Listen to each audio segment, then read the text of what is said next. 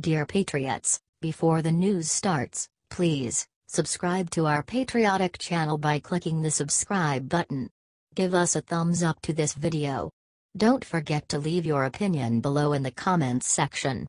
Share the news on Facebook and Twitter so you friends see it. Thank you. A judge just exposed the sick thing Obama was doing with illegal immigrants. And Trump ended it. It seems like more and more Obama scandals get uncovered with each passing day. Today is of course no different. A recent Center for Immigration Studies report said that up to 200,000 deportation cases were administratively closed during Obama's presidency.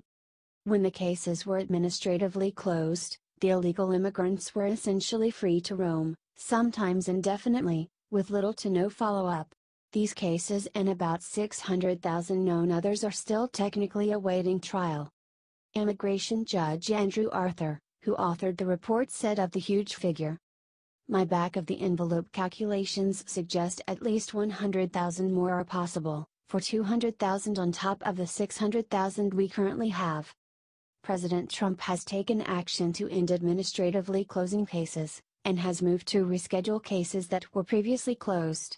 As Arthur said, "The good news is that the Trump administration has reversed the practice of administrative closure of cases that are not a priority, and has effectively eliminated prioritization as well, returning prosecutorial discretion to its proper role as a law enforcement tool to be used on a case-by-case basis, not a blanket abdication of authority." Well, can't say I'm surprised, folks. Can you even imagine if Hillary was elected? We would probably never be hearing about any of this stuff because she'd just be continuing Obama's sketchy dealings. The mainstream media isn't going to advertise this one, that's for sure, so we're asking you to share it 10,000 times.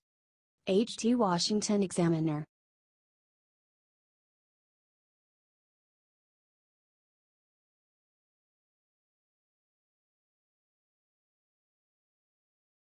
Latest report shows President Trump and Melania have something incredible planned for Texas.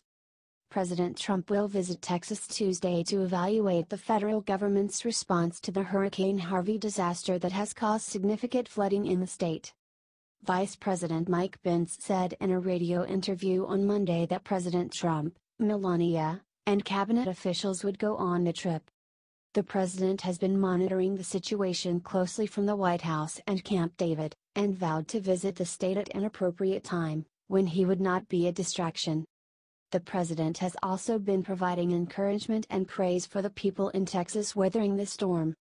This is the first major natural disaster of the Trump presidency, and by all accounts, he has been handling it well, coordinating closely with state, local, and federal agencies to get relief to the people of Texas.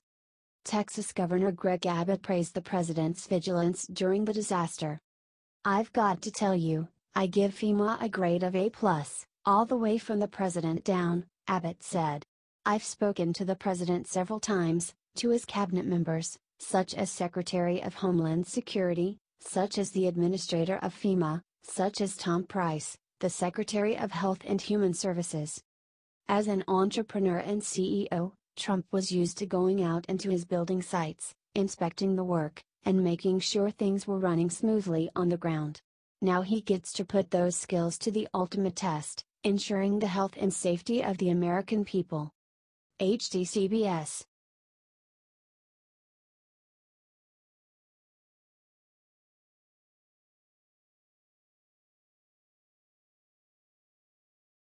After Hurricane Harvey, Governor Abbott turned to Trump and gave him the gift of a lifetime. During a press conference on Monday, Texas Governor Greg Abbott lavished Trump with praise for his unparalleled response to Hurricane Harvey. Abbott even told reporters that operations had been in planning for a week leading up to the tropical storm striking the coast.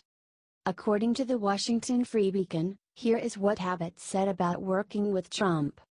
"I've spoken with the president on multiple occasions, with his cabinet members, and I would have to grade the federal government's response as an A+.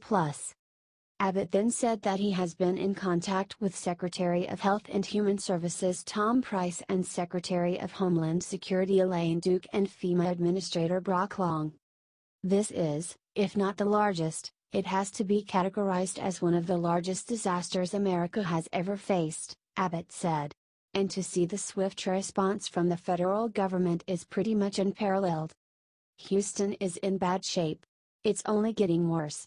The levees are going to have to release some water to relieve pressure. Houston is expecting more rain as well.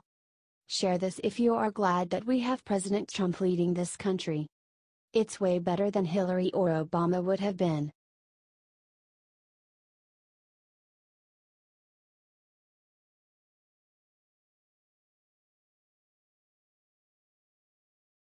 OMG, top Democrat just revealed one secret thing about impeaching Trump Dems want hidden. Well, shoot, y'all. It looks like President Trump may have just found himself an actual, honest Democrat, and his name is Senator Chris Murphy. Murphy left his party darn near speechless today when he went on ABC's Face the State and unleashed a bombshell Democrat secret that was supposed to stay hidden. Senator Murphy said Trump has done nothing to be impeached and has kept all of his campaign promises. The alleged reporter decided to ask Murphy if Trump's actions prove he is mentally unfit for office. That's when Murphy broke from the Dems big time.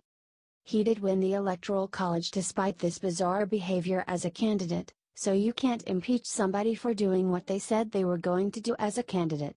Whether we like it or not, he is fulfilling all of the very reckless promises he made during the campaign. Wow. A top-level Democrat senator from Connecticut admitting that Trump is keeping his promises and not breaking the law. This is a real anomaly, a true outlier. It's time we as Republicans show we can appreciate some honesty from the left, even if it is just a sliver, by sharing out Murphy's words to all Dems and Republicans out there and show them Trump is working for the people.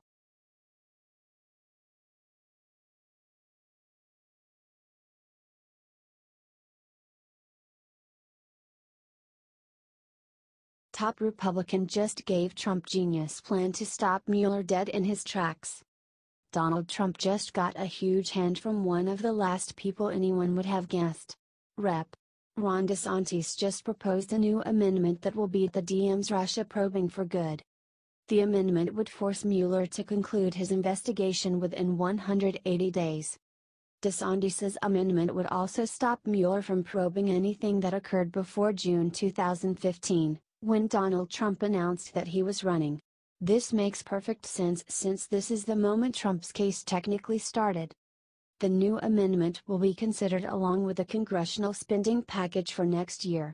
Of course, the 180 days would start after it was signed into law. However, it will set a precedent to limit the time and resources committed to politically motivated investigations from this point forward. This right here is exactly what it means to drain the swamp, because it will end all that swampy mess politicians have been making for the last few decades.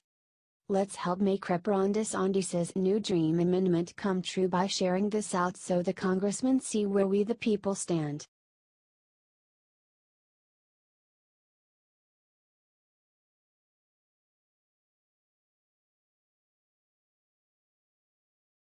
Trump's latest common sense rule for extreme vetting will have everyone wondering why other presidents didn't do it too. The Department of Homeland Security announced on Monday that they are adding an extra layer of security to the process of getting American visas. This one is so simple you'd wonder why no one else did it before, but President Trump's extreme vetting executive order got it done. The DHS will now begin conducting more in-person interviews with permanent visa candidates, especially those from countries with unstable governments and a higher rate of terror. The interview requirements will begin on October 1st, and will at first apply to refugees who wish to sponsor family members to join them and those already in the U.S. on business visas who wish to become permanent residents. Matthew J. O'Brien, Director of Research at the Federation for American Immigration Reform, told the Washington Times that face-to-face interviews are a crucial way to evaluate an applicant's national security risk. You can only vet people if you have information, and one of the best ways to get information is to talk to people and then compare that info to objective info you get from other places. If you don't have these interviews, you're missing a fundamental step in the vetting process.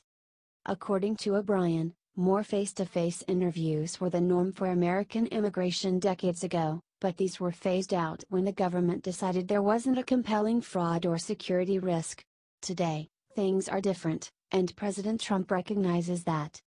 This is a great new step for American security. President Trump specifically asked for more in-person interviews in his call for immigration vetting reform. It is a common-sense rule with proven effectiveness for catching fraud and malicious intent. The government isn't normally used to common sense, but it looks like we finally got a guy in charge who is ready to bring it back into fashion. Do you think the president is doing a great job so far? Share it loud and proud, patriots. HT Washington Times.